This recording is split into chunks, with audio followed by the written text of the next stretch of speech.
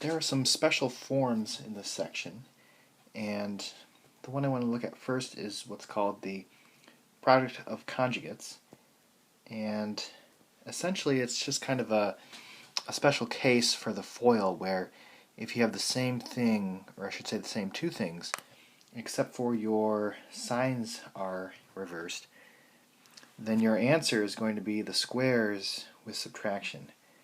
But you don't really need to know that. You can just FOIL it and see what happens, and that's kind of how I treat them. So here I would do the first, so that would be 16x squared. I do the outside, that would be plus 36x. I do the inside, that would be minus 36x,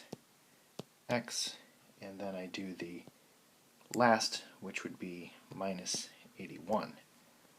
So if you combine your middle terms, which you should, you'll notice that these cancel out, and you just have 16x squared minus 81. So I just really treat it like a normal FOIL question, and you get the right answer, you get the same thing. Technically though, this always happens though, where you just take your first terms, square them, your last two terms, square them, and there's a subtraction sign in between. So it's like 4x, if you square that you get 16x squared.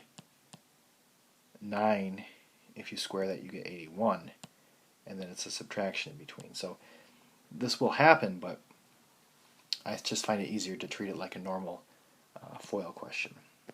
So same thing here, y cubed times y cubed is y to the 6th. The outside is going to be a minus 3y cubed. The inside is going to be a plus 3y cubed. And the last is going to be a minus 9. And you'll notice we have the same thing here, that the middle two terms cancel out. And you have a y to the 6th minus 9 as your final answer. Again, this will happen anytime you have the same two binomials except for that sign is the opposite sign.